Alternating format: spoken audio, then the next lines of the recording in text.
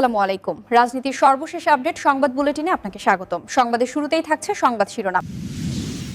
কর্মজীবী নারীদের নিয়ে একটি রাজনৈতিক দলের মন্তব্য কলঙ্কজনক। জামায়াতকে তারেক রহমানের কঠিন আল্টিমেটাম। নির্বাচনে বিএনপিকে জনগণ লাল কার্ড দেখাবে, মন্তব্য জামায়াত আমিরের। নির্বাচন শান্তিপূর্ণ হবে, দেশবাসীকে স্বরাষ্ট্র উপদেষ্টার বার্তা। সাবেক প্রধান বিচারপতি খায়রুল হক সহ ৮ জনের দেশত্যাগের নিষেধাজ্ঞা। জামায়াতের উদ্দেশ্যে রিজভির প্রশ্ন, আপনারা কোন নারীকে কেন মনোনয়ন দেননি?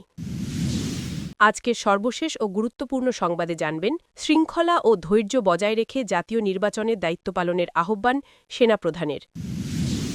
এতক্ষণ শুনছিলেন সংবাদ শিরোনাম, এখন থাকছে বিস্তারিত। কর্মজীবী নারীদের নিয়ে একটি রাজনৈতিক দলের মন্তব্য কলঙ্কজনক। জামায়াতকে তারেক রহমানের কঠিন আল্টিমেটাম।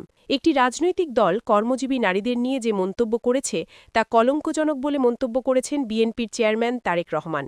আজ দুপুরে খুলনা নগরের প্রভাতী স্কুল মাঠে বিএনপির নির্বাচনী জনসভায় তিনি এ মন্তব্য করেন। তিনি বলেন, আজকে বাংলাদেশের তাবৎ মা বোনদেরকে বলবো আমি, যারা আপনাদেরকে এভাবে অপমানিত করে তাদেরকে আপনারা কিভাবে জবাব দেবেন, আজ সেই সিদ্ধান্ত নেওয়ার সময় এসেছে। কারো নাম উল্লেখ না করে জনসভায় তারেক রহমান বলেন, আমরা দেখেছি একটি রাজনৈতিক দলের নেতা দুদিন আগে পরিষ্কারভাবে বলেছেন, যে সকল মহিলা, যে সকল মা বোনেরা কর্মসংস্থানের জন্য যান, আপনাদের সামনে বলতে রীতিমতো লজ্জা হচ্ছে এমন একটি শব্দ মা বোনদের জন্য ব্যবহার করেছেন যা এ দেশের জন্য কলঙ্কস্বরূপ। বিএনপির চেয়ারম্যান বলেন, যে দলটি নির্বাচনের আগে দেশের অর্ধেক জনগোষ্ঠীকে অসম্মানজনকভাবে কথা বলে, তাহলে আপনাদের কাছে আমার প্রশ্ন, আজকে নির্বাচনে যদি তারা কোনোভাবে সুযোগ পায় নির্বাচন পরবর্তী সময়ে, তাহলে তাদের আচরণ কি হতে পারে? এরা শুধু নিজের স্বার্থের কথা বোঝে, এরা ধর্মকে ব্যবহার করে নিজেদের স্বার্থ রক্ষা করার জন্য। যেখানে প্রয়োজন সেখানে তারা তাদের মতন করে ধর্মকে ব্যবহার করে, যেখানে প্রয়োজন সেখানে তারা তাদের মতন করে ধর্মকে ব্যবহার করে। নির্বাচনে বিএনপিকে জনগণ লাল কার্ড দেখাবে, মন্তব্য জামায়াত আমিরের। জামায়াতে ইসলামীর আমির ড শফিকুর রহমান বলেছেন, আসন্ন নির্বাচনে বিএনপিকে জনগণ লাল কার্ড দেখাবে। আগামী ১৩ ফেব্রুয়ারি থেকে দেশ একটি নতুন বাংলাদেশের পথে যাত্রা শুরু করবে, যেখানে থাকবে ন্যায়, ইনসাফ ভিত্তিক শাসন ব্যবস্থা।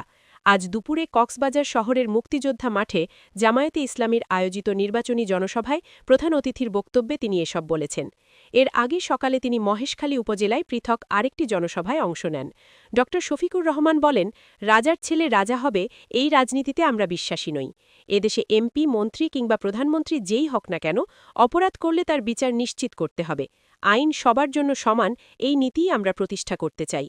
তিনি বলেন, কক্সবাজার একটি সম্ভাবনাময় অঞ্চল। এখানকার প্রাকৃতিক সম্পদ, পর্যটন এবং অর্থনৈতিক সুযোগ সঠিকভাবে কাজে লাগানো গেলে এই জেলা অন্যতম উন্নয়ন কেন্দ্রে পরিণত হতে পারে। তবে তার জন্য প্রয়োজন সৎ, যোগ্য ও ন্যায়পরায়ণ নেতৃত্ব। নির্বাচন প্রসঙ্গে জামায়াত আমির বলেন, ১২ ফেব্রুয়ারি আমরা নিজেরা হ্যাঁ ভোট দেব এবং দেশের জনগণকেও হ্যাঁ ভোট দিতে উদ্বুদ্ধ করব। দাঁড়িপাল্লায় ভোট দিলে কক্সবাজার আলোকিত হবে। তিনি দাবি করেন, এবারের নির্বাচন শুধু ক্ষমতার পরিবর্তনের নয়, এটি জাতির দিক পরিবর্তনের নির্বাচন। তিনি আরও বলেন, এই নির্বাচন জুলাই বিপ্লবের প্রত্যাশা পূরণের নির্বাচন। এটি মা বোনদের জন্য একটি নিরাপদ বাংলাদেশ গড়ার নির্বাচন। আমরা এমন একটি বাংলাদেশ চাই যেখানে নারীরা নিরাপদ থাকবে, তরুণরা কর্মসংস্থানের সুযোগ পাবে এবং কেউ আইনের ঊর্ধ্বে থাকবে না। ড শফিকুর রহমান বলেন, আমরা কথা দিয়ে কথা রাখি। আমরা বেঁচে থাকলে কোনো ওয়াদা ভঙ্গ হবে না ইনশাল্লাহ। এ সময় তিনি জনসভায় উপস্থিত জামায়াত মনোনীত প্রার্থীদের জনগণের সঙ্গে পরিচয় করিয়ে দেন। যুব সমাজকে উদ্দেশ্য করে তিনি বলেন, তোমরা প্রস্তুত হয়ে যাও, এই বাংলাদেশ তোমাদের জন্যই তৈরি করা হচ্ছে। নেতৃত্ব দেওয়ার জন্য, দেশ গড়ার জন্য তোমাদেরই সামনে আসতে হবে। এর আগে মহেশখালীর জনসভায় জামায়াত আমির বলেন, আমরা শুধু জামায়াতে ইসলামীর বিজয় চাই না, আমরা চাই এদেশের ১৮ কোটি মানুষের বিজয়। জনগণের বিজয় হলেই সেটাই হবে প্রকৃত বিজয়। আমিও সেই বিজয়ের একজন অংশীদার হতে চাই। নির্বাচন শান্তিপূর্ণ হবে, জানালেন স্বরাষ্ট্র উপদেষ্টা। স্বরাষ্ট্র উপদেষ্টা লেফটেন্যান্ট জেনারেল অবসর মোহাম্মদ জাহাঙ্গীর আলম চৌধুরী বলেছেন, এবার নির্বাচনে বিএনসিসিও নিয়োগ করা হচ্ছে। পাশাপাশি এবার বডি ক্যামেরা রাখা হয়েছে, অপরাধ করে কেউ পার পাবে না। সিসি ক্যামেরা এবং ড্রোন ব্যবহার করা হবে। এছাড়া সুরক্ষা অ্যাপের সহায়তায় এর আগে পূজা শান্তিপূর্ণ হয়েছে, নির্বাচনও শান্তিপূর্ণ হবে। সোমবার সকাল ১১টায় বরিশাল শিল্পকলা একাডেমি মিলনায়তনে জাতীয় সংসদ নির্বাচন ও গণভোট সুষ্ঠুভাবে সম্পাদনের লক্ষ্যে আইনশৃঙ্খলা বিষয়ক মতবিনিময় সভা শেষে সাংবাদিকদের সঙ্গে আলাপকালে এসব বলেন তিনি। সোমবার সকাল 11টায় বরিশাল শিল্পকলা একাডেমি মিলনায়তনে জাতীয় সংসদ নির্বাচন ও গণভোট সুষ্ঠুভাবে সম্পাদনের লক্ষ্যে আইনশৃঙ্খলা বিষয়ক মতবিনিময় সভা শেষে সাংবাদিকদের সঙ্গে আলাপকালে এসব বলেন তিনি। এ সময় তিনি আরও বলেন, নির্বাচন যাতে শান্তিপূর্ণ হয় সে লক্ষ্যে সকল প্রস্তুতি নেওয়া হয়েছে। নির্বাচনে শান্তিশৃঙ্খলা বজায় রাখতে সবাইকে ঐক্যবদ্ধভাবে কাজ করতে হবে। প্রত্যেককে নিজ নিজ দায়িত্ব পালন করলে নির্বাচন সুষ্ঠু হবে। সাবেক প্রধান বিচারপতি খায়রুল হক সহ ৮ জনের দেশত্যাগে নিষেধাজ্ঞার আদেশ দিয়েছেন আদালত। সোমবার ২ ফেব্রুয়ারি ঢাকা মহানগর দায়রা জজ মোহাম্মদ সাব্বির ফয়েজ দুদকের আবেদনের পরিপ্রেক্ষিতে এ আদেশ দেন। আদালতের বেঞ্চ সহকারী মোহাম্মদ রিয়াজ হোসেন এ তথ্য নিশ্চিত করেছেন।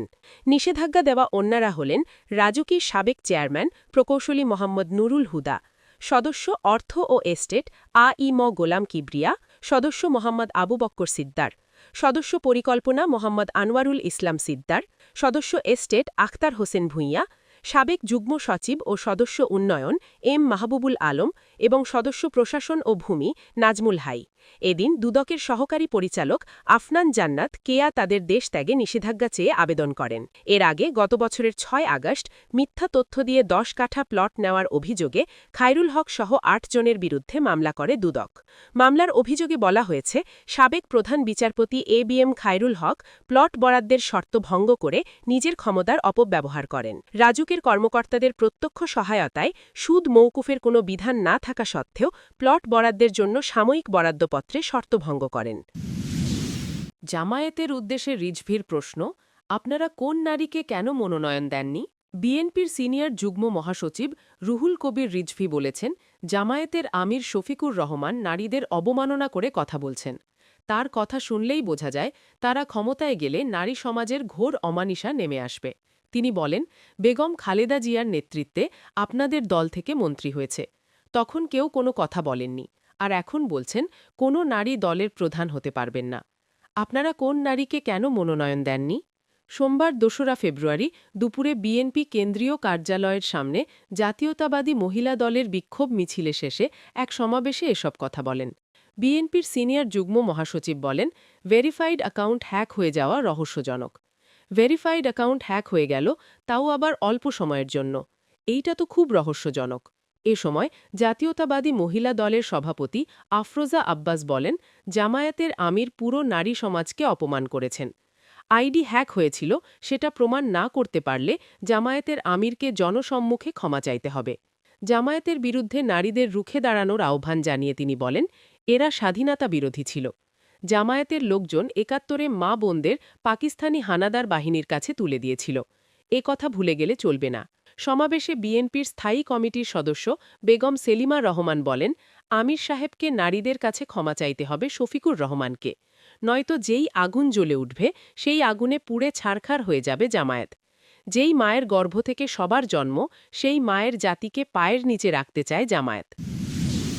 শৃঙ্খলা ও ধৈর্য বজায় রেখে জাতীয় নির্বাচনে দায়িত্ব পালনের আহ্বান সেনাপ্রধানের। সেনাবাহিনী প্রধান জেনারেল ওয়াকারুজ্জামান নির্বাচনী দায়িত্ব পালনকালে পেশাদারিত্ব, নিরপেক্ষতা, শৃঙ্খলা ও ধৈর্য বজায় রাখতে সেনা সদস্যদের আহ্বান জানিয়েছেন। একই দিনে তিনি ময়মনসিংহের ত্রিশালে দেশের ক্রীড়াঙ্গনের মাইলফলক প্রকল্প অলিম্পিক ভিলেজের ভিত্তিপ্রস্তর স্থাপন করেন। রবিবার ময়মনসিংহ সিটি কর্পোরেশনের সম্মেলন কক্ষে এক মতবিনিময় সভায় সেনাপ্রধান এসব কথা বলেন। ময়মনসিংহ সফরের শুরুতেই তিনি এ মতবিনিময় সভায় বক্তব্য রাখেন। সভায় আসন্ন জাতীয় সংসদ নির্বাচন শান্তিপূর্ণ, নিরপেক্ষ ও সুষ্ঠুভাবে সম্পন্ন করার বিষয়ে আলোচনা হয়।